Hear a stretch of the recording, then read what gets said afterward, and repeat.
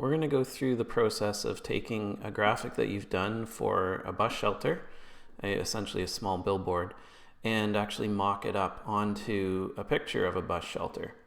So first we of course have to have our graphic, and that graphic should be to size, so that would mean that it's the actual working file that you would be sending out to production for a print like this, or it can be a ratio of that size. So if you did it in the actual size and you were truly sending this out to production, all you would need to do is scale it down to really any size smaller. But in this case, in Illustrator, I've taken this one and I've scaled it down to about, it's roughly 6 inches wide by 10 high. So for this one, it's I'm kind of eyeballing the shelter versus my graphic, but my graphic was done to a specified size, and unless there's any extreme skewing that would be very noticeable, I should be able to get away with it when I go and put it on the mock-up. The other thing you want to do is, when you've done your graphic, you want to make sure that it's masked into the designated space. So in this case, I'm just going to unmask this one for a moment. So I'm going to do Command Option 7 to unmask that. And we can see that we have the billboard space, I should say the size of our print, and then the content inside. This is all grouped, and you want to make sure that when you're masking something, it is grouped. So it's all grouped together, and I'm going to mask it into this. Whatever you're masking into has to be on top of what you're masking. So we want the graphics to go into this shape, so they need to be behind it. Then I select my group of graphics and the shape, and I do Command 7 or go to the Object menu and down to Clipping Mask and Make. So what's going to happen there is once you've used that shape as a clipping mask, you're going to have to add the color back into it. So I'm just going to go back to before I released it, just so I have it there. So in any case, you want to make sure that before you bring it in for your mock-up, that you have it properly masked. And then we're going to be masking it into this image here. So this just being a blank billboard. We're not going to worry about the top unless you would like to put something there, but in this case, we're just going to be working in the poster area itself. So, and we have to keep in mind that in this case, it's probably a backlit poster. So we're trying to just give, as a mock-up, we may not get a truly realistic look, but we're trying to give something that at least gives those viewing it an idea of what this graphic's going to look like in its context and in its environment of use. So I'll go to Illustrator, and I'm just going to copy my graphic. And this is one of the reasons you want to have it a little smaller, just so that it's, once you get it into that image, it's a little more reasonable to work with. And I'll say copy, Command C. I'll go over to Photoshop, and I'm going to make sure I have my layers open there, and I'm on my main background layer, and I'll paste. And I'm going to paste, in this case, I'm going to paste as pixels immediately. Remember, if you paste as smart objects, it'll come in and it will still maintain the vector aspects. I'm going to do it as pixels, and then I'll scale it down. So I'll say OK.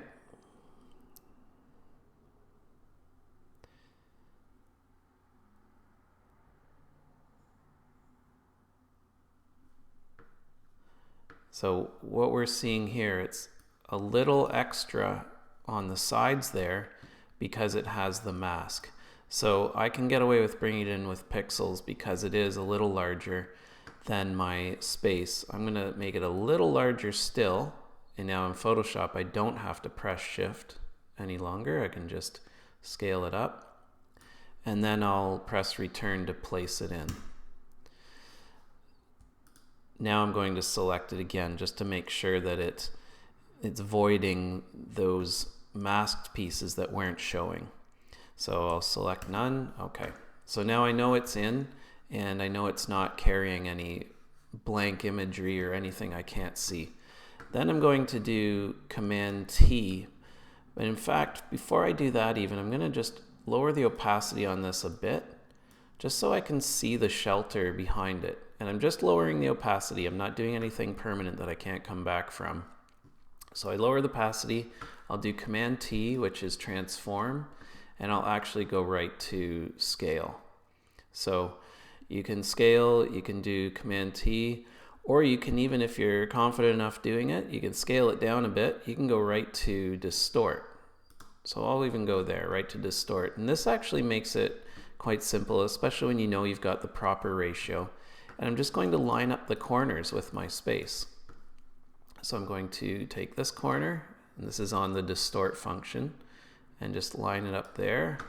And you can do it, kind of eyeball it at first, and then we'll zoom in and we'll make sure that it's much cleaner. And I'll zoom in here using my space command, click and drag, and I'm just going to get those as close as I can. Now it really is important that your graphic is as close to the ratio as your shelter as possible.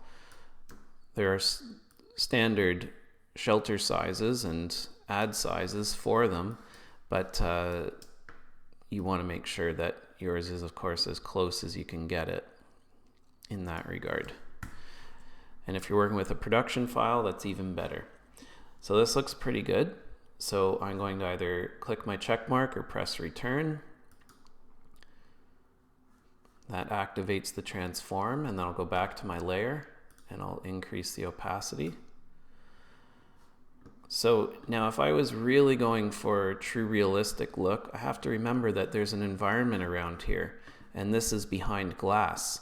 So there's reflections that might be cast on that. I'm going to first try going into my layer modes, select it on that layer, and then go to multiply and see if that changes anything. Now, because it's a white background, if there were previous reflections on that background, they might show through. And what multiply does is it reduces the lightness from this layer. It removes really the light, I should say. So you can see it's kind of gone when I go over there. But because this is white and it's probably been a shelter that's been blanked out, it's not an actually blank shelter, then it's not showing anything behind. But if we look above, there is some reflection on that glass. So this was probably an empty section when the photo was taken.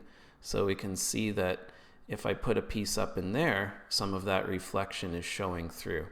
So that's why we do that. But it looks like this photo was taken and there was probably an ad in here and they just whited it out. But here, there just wasn't anything anyway. So unfortunately, if it was a truly blank shelter and there wasn't an insert, we'd get an even more realistic look when we put our piece in. Okay, so that's making sure in Illustrator that you have it masked. When you paste it in, have it a little larger, and then you're going to go to, you can scale if you want to scale it down a little closer first, or if you have it showing and it's not too big, you can go right to edit, transform, and distort, and just line up those corners. Make sure it's on a different layer. Use multiply, and it should be fine. Multiply is just, I just used it thinking there may be something behind there, but even if there isn't, it's okay to use it. And then finally, if you do want to add a little bit of reflection or light or something just to make it look a little less static, you can command click on your add, and I'll add a new layer. So command clicking on that add, I'm just designating that space.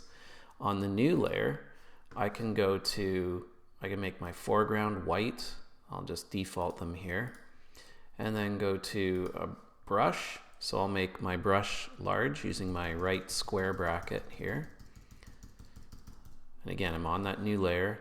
And you can just put a little bit of a gentle kind of shine across there. My opacity on my brush up here is at 31. And then I'll select none, Command D. And even that, you can remove the, you can change it to overlay, sorry. You can reduce the opacity. It just adds a little bit of light variance in it to reflect what's going on around the shelter. You'll see with it off, it's a little more static, but it's really not that bad with the colors I'm using. So it depends on the colors you're using. But being a mock-up, you're just trying to put the ad in its context.